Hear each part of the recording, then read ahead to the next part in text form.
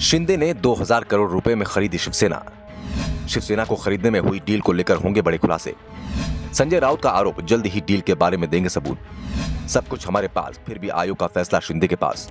शिवसेना विवाद में चुनाव आयोग का फैसला एकनाथ शिंदे के पक्ष में गया, लेकिन उद्धव ठाकरे वाला गुट हार मानने को तैयार नहीं है।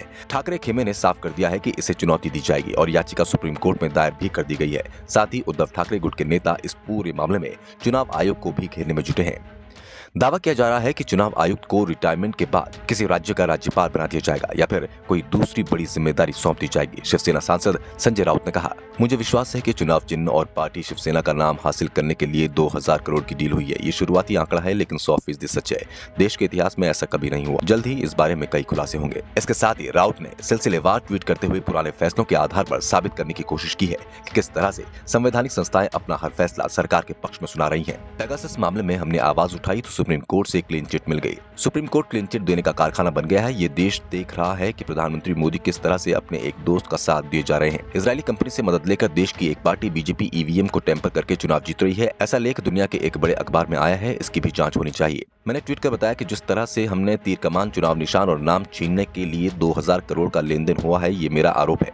जो गद्दार गुट के लिए एक विधायक 50-50 करोड़ का भाव लगाते हैं, ऐसे पार्टी ने चुनाव निशान लेने के लिए जरूर इतनी रकम खर्च की होगी। ये मुझे भरोसा है। इसके सबूत मैं जल्द दूंगा।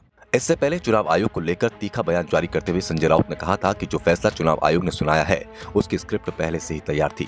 अब ये देश तानाशाही की ओर बढ़ रहा है। पहले जो भी संकेत मिल रहे थे उसमें हमें ये भी बताया जा रहा था कि हमारा पक्ष मजबूत है, नतीजा हमारे पक्ष में होगा, लेकिन अब एक चमत्कार हो गया है। लड़ते रहो। राउत ने कहा था कि हर चीज को बीजेपी खरीदने की कोशिश कर रही है। ऊपर से नीचे तक करोड़ों रुपए पानी की तरह बहाया जा रहा है। हमें फिक्र करने की जरूरत नहीं है, क्योंकि जनता हमारे साथ है। अब हमारे सामने विकल्प साफ है कि नया चुनाव चिन्ह जनता के बीच में लेकर जाएं। हम जाएंगे और अपनी पार्टी को खड़ी करके दिखाएंगे। वैसे शिवसेना ने चुनाव चिन्ह की लड़ाई तो शुरू भी कर दी है। चुनाव आयोग के फैसले को सुप्रीम कोर्ट में चुनौती दे दी गई है। वैसे एकनाथ शिंदे को भी इस बात का एहसास था कि ऐसा ही कुछ हो सकता है, इसलिए शिंदे गुट सुप्रीम कोर्ट में कैविएट पहले ही दाखिल कर चुका है। इसमें कहा गया है कि इस मसले पर फैसला लेने से पहले सुप्रीम कोर्ट उन्हें अपना पक्ष रखने का मौका दे।